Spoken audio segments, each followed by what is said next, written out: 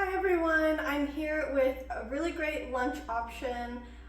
It's great for leftover idli if you have any at home, which we do because we just had idli last night. I make my own version of chili idli, which is a big favorite for lunchtime. It tastes really good warm or cold, and it's super easy to just pack and eat on the go. It's also great since you don't have to reheat your idli, even if it gets dry in the fridge. That's actually better for this recipe because then the idli will absorb a lot more of the sauce that we're gonna make. It is also a little bit healthier because rather than deep frying the idli or even really pan frying them, we're pretty much just soaking them in sauce, but it is absolutely delicious. So let's go ahead and get started. I have my pan here and I'm gonna start by just turning it on high and adding a little bit of oil.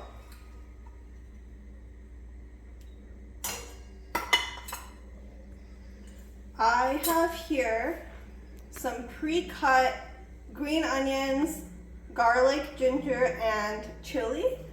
So I'm just gonna toss that entire thing in.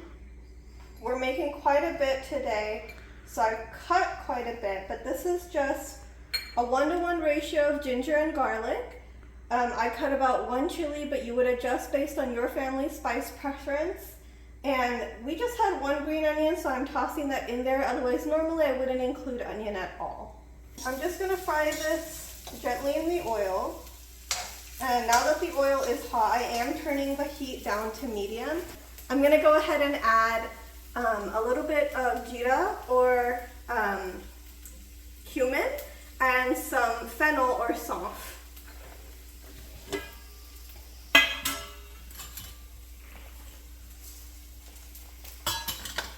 These are also just measure with your heart.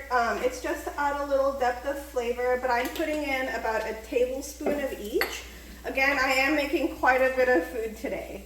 One of the best parts about this recipe, and I'm just gonna keep mixing it as we talk. One of the best parts about this recipe is really how easy it is to include different vegetables that you or your kids may really like. You can do carrots, cabbage, I've done beans before. We love red bell pepper, but we can do green bell peppers or other colors too. And today we're going to include broccoli. So it's a great way to get different vegetables in. And one of the cool things about this is if you or your kids really like vegetables, I like to cut them about the same size as the idli. But if you're not a big fan, or maybe you just don't want to see them in your food, you can cut them up really small and saute them, and they'll just become part of the sauce, and it kind of blends very quickly. So I'm going to start with my red bell pepper.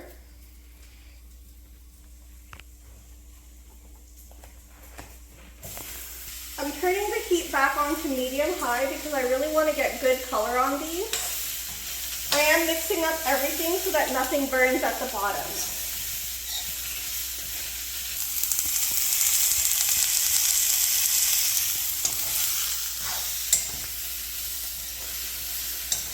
I'm also going to add the broccoli now that the bell pepper has cooked a little bit. It's just starting to brown on the edges. So I'm going to go ahead and add my entire broccoli. It looks like a lot, but it will cook down pretty quickly. And I'm going to mix that up.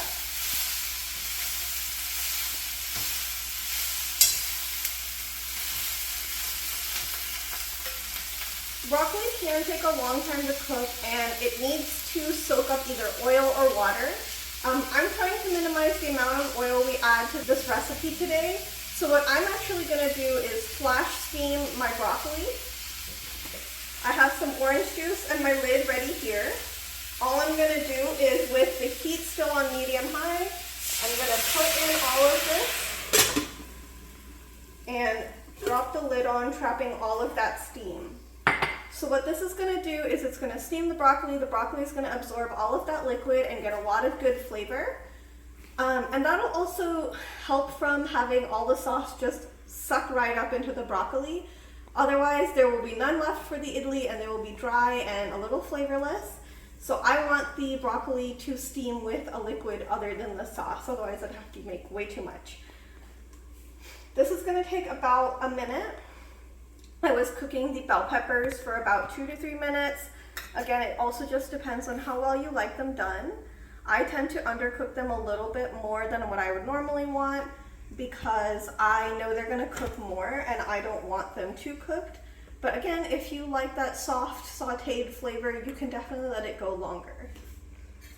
I'm gonna know that the broccoli is done when the steam dissipates and I can see that bright green cooked broccoli color underneath my lid. I am gonna keep moving things around.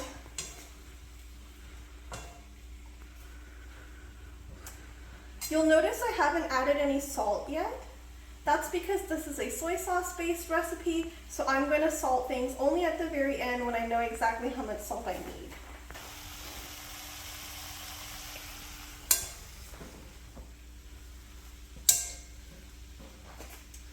So I like to go ahead and make my sauce before adding in the idli.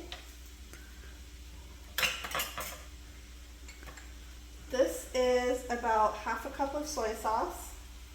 I'm going to go ahead and pour in all of it. And this is about the same amount. I've done half Szechuan sauce and half ketchup. I'm going to go ahead and pour in all of that as well.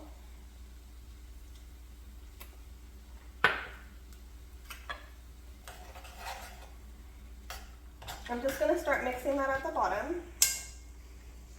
I want everything to get well incorporated, including any of the orange juice from before. And this is a really good time to go ahead and give the sauce a taste. I did go ahead and try it and it's a little too salty for me. I want it to be a little sweeter. So I have some sweet Thai sauce here. And I'm going to go ahead and I'm going to we'll put the whole thing in. That's about 3 tablespoons. And again, I'm going to let that get mixed up. I'm going to turn the heat down to low, or a little bit higher than low, but mostly pretty low. And I'm going to go ahead and add my idli now. Again, we made these last night. They've been drying out in the fridge. I went ahead and cut them into little quarters so that it's open and it has some surface area to absorb. But if you have those little mini idlis, those would be great for this recipe and they're just so fun. I mentioned this a little bit earlier. I like to cook everything to be about the same size so that all my food is kind of roughly the same proportion. There's no like small little bits. But that's really something that you can play with your food, is shape and texture. I think it's a great way to find out how you enjoy your food and how you can, I don't know, try something that you like instead of being scared of what you're eating or following a recipe just because it's said to do it that way. Some people will really like the chunkiness of having very small, finely cut vegetables in your food. It'll cling a little bit more to the idli if you like that. It'll create a bit of a thicker sauce. Other people may not like that. You might like having all your foods distinct so that you can decide what you're getting in every bite. There are no surprises. And that's something that is a great topic to engage your kids with. Talk about what the food feels like, what the texture is, the color, the smell, all of these different senses so that they can give you a better idea of what they like and what they don't like. A lot of times kids may not like a specific way of preparing a food, but they may actually like the flavor of that food. And if we can find a different way to cook it for them, they may really enjoy that. So now that I have coated all of the idli in sauce, I'm gonna go ahead and turn the heat a little bit higher. And I'm just gonna let them absorb all of that delicious sauce. This is actually a great sauce. It's one of my staples. I love using this ratio of soy sauce, Szechuan, and ketchup in a variety of recipes, including just as kind of a base to coat different vegetables when I stir fry them. And that's a recipe you might see later on. But for now, this chili idli is almost done.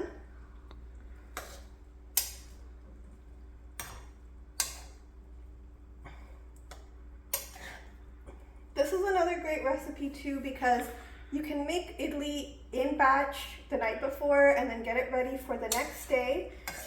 You don't have to cook it fresh in the morning. You can cook it the night before, and the sauce will just continue to absorb overnight. It's also great because you can make it several times and every time it can be a little different. You can change up the types of vegetables you're putting in there so that it's just a little different. You can even change up the sauce to be one that's more preferable or just different. I have never tried it, but I bet you could try this with a teriyaki sauce or something like that too, and it would be really interesting, or any other of your favorite sauces. If you have any chutney from the night before, which we actually do, this is a coconut, red bell pepper, and peanut chutney that we made. I'm actually just going to go ahead and add that to the top. It'll highlight a bit more of the red bell pepper flavor I'm already using, but again, it's totally optional. It's just to finish up what we've already got in our fridge. And it adds a really nice chunkiness, sauciness, thickness, richness, creaminess. That was a lot of adjectives all at once. This isn't traditional chili idli. They're not going to be crispy. There's no kind of outer layer that's been fried in any way. It really is just about preparing these idlis in a sauce that you really like with some delicious vegetables to accompany. But again, it is a great lunch option. It's super quick and easy to make. I am already done. So we're all done with our chili idli recipe. I'm gonna go ahead and pack this in my lunch and my sister's lunch in just a little bit once it cools down. You can see the final product here. I've added a little bit of cilantro for garnish. And I'm just really happy with how it turned out. I really hope you try this recipe and let us know in the comments how it turned out for you or any changes you made to the recipe and why you did that. We would love to hear. Thank you so much and have a good day.